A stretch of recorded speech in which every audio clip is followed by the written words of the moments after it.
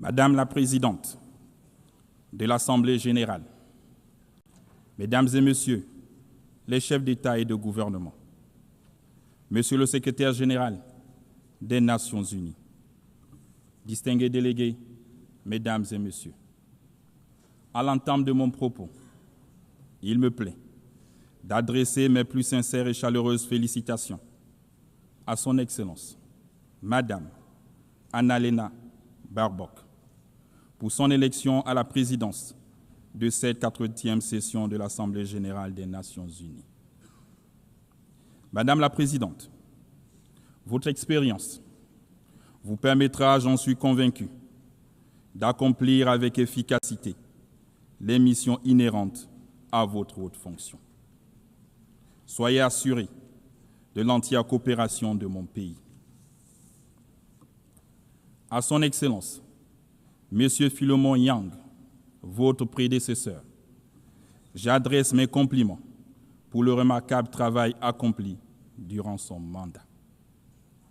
Enfin, je voudrais saluer à nouveau l'action de Son Excellence, Monsieur Antonio Guterres, secrétaire général de notre organisation, pour tous les efforts qu'il ne cesse de déployer depuis sa prise de fonction. Le Gabon, mon pays, est particulièrement attentif à l'initiative ONU 80 qui vise l'efficacité opérationnelle face aux défis mondiaux et à la rationalisation des mandats au sein du système des Nations unies. Madame la Présidente, il y a un an, devant cette auguste Assemblée, en qualité de président de la transition de la République gabonaise, je présentais le processus politique entamé dans mon pays depuis le coup de la libération opéré le 30 août 2023. Au terme de l'élection présidentielle du 12 avril 2025, dont le processus et les résultats ont été unanimement salués par la communauté internationale, cette transition s'est achevée par mon investiture le 3 mai 2025, en qualité de premier président élu de la République gabonaise, établissant ainsi les bases de l'ordre démocratique. Comme vous le savez, le Gabon a connu une transition pacifique et exemplaire, marquée par l'inclusion de l'ensemble des forces vives de la nation.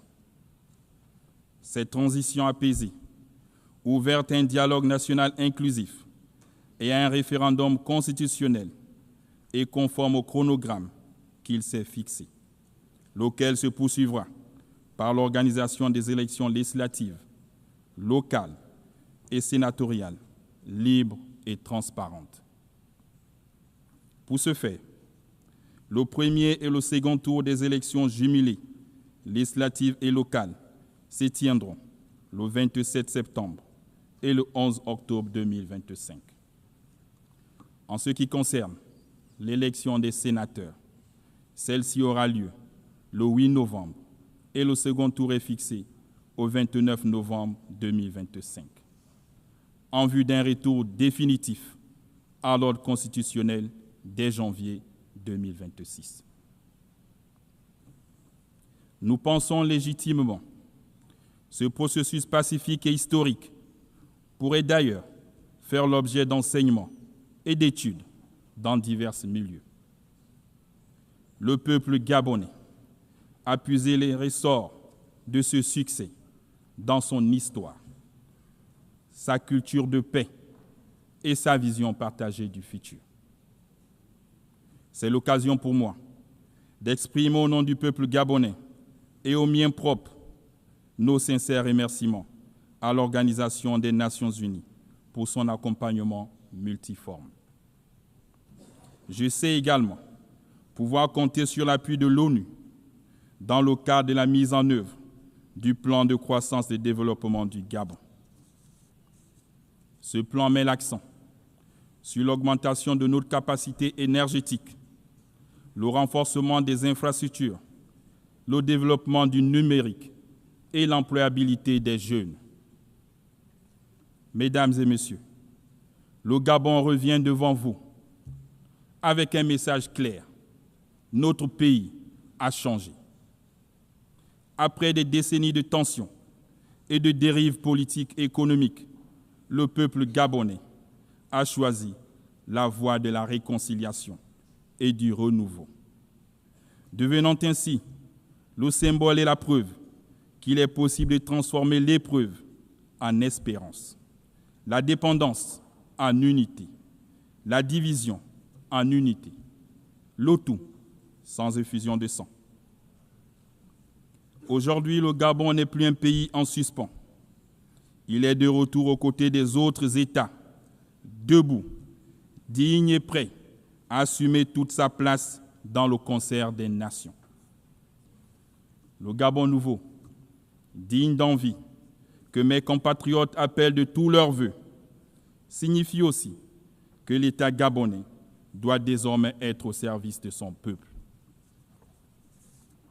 Mais notre renaissance nationale serait vaine sans évolution de l'ordre international. Il n'est plus acceptable que les nations africaines restent cantonnées dans le rôle de pourvoyeuses de matières premières, dont d'autres fixent les prix et en tirent profit.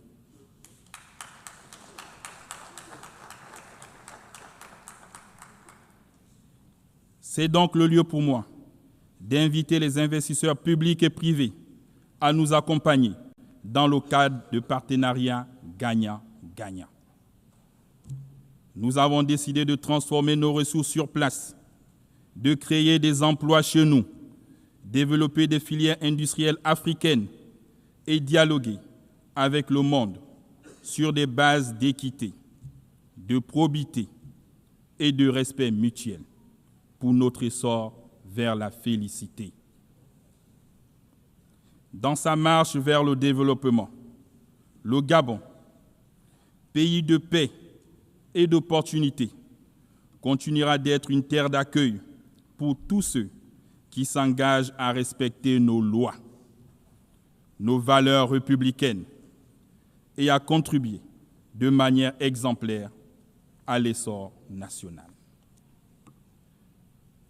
Distingués délégués, Mesdames et Messieurs, cette 80e session de l'Assemblée générale ayant pour thème « Mieux ensemble, plus de 80 ans et plus pour la paix, le développement et les droits humains » se tient dans un contexte international marqué par des crises économiques, environnementales et sécuritaires qui appellent à un engagement collectif plus soutenu et plus ferme. Ceci est une invitation urgente à faire face à ces préoccupations, conformément à l'esprit et à la valeur de la Charte des Nations Unies. Mesdames et Messieurs, le monde offre aujourd'hui un visage profondément différent, alors que l'humanité n'a jamais disposé d'autant de moyens technologiques pour assurer son bien-être. Jamais la paix et la sécurité internationale n'ont paru si fragiles et si menacées.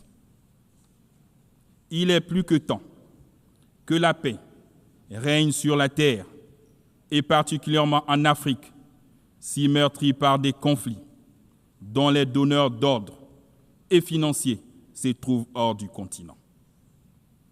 Que les âmes se taisent en République démocratique du Congo, au Soudan, dans la Corne de l'Afrique et au Sahel. À cet égard, plutôt que de toujours stigmatiser et condamner les États du Sahel, la communauté internationale gagnerait à les soutenir dans leur lutte contre l'hydre terroriste. Mesdames et Messieurs, le 12 décembre 1988, le Gabon reconnaissait officiellement l'État de la Palestine. Hier comme aujourd'hui, nous soutenons la solution à 2 États, seule voie, conforme aux résolutions des Nations Unies pour garantir une paix juste et durable entre Israéliens et Palestiniens, autant que la sécurité internationale.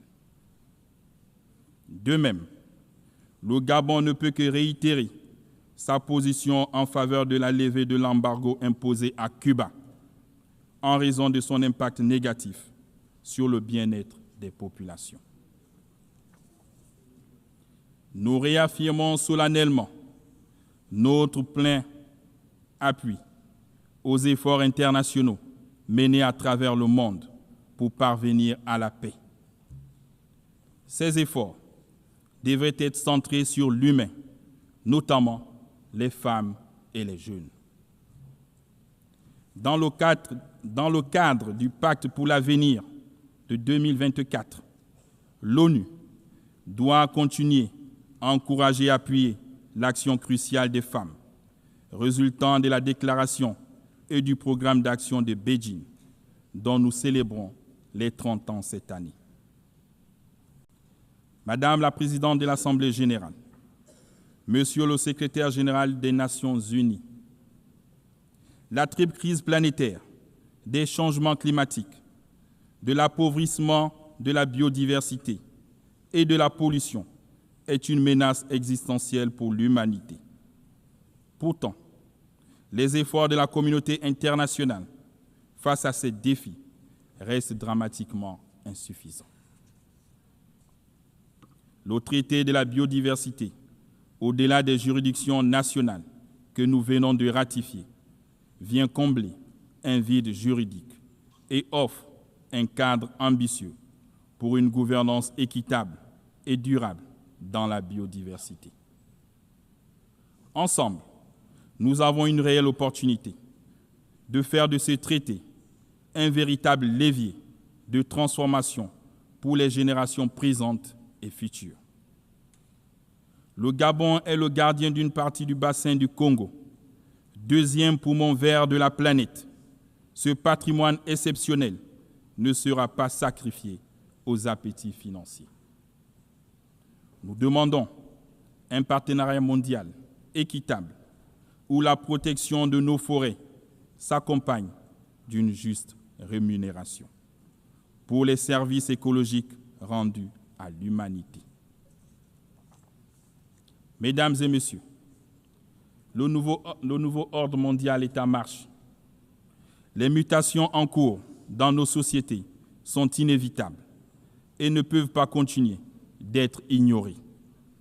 La paix et la justice internationale ne seront garanties que par un multilatéralisme revitalisé, notamment par la réforme du Conseil de sécurité, tenant compte des exigences africaines exprimées à travers la déclaration de Sirte et le consensus des Ulwini, auquel le Gabon est fermement attaché. En souhaitant plein succès à nos travaux, je formule mes vœux d'heureux anniversaire à notre organisation. Je vous remercie.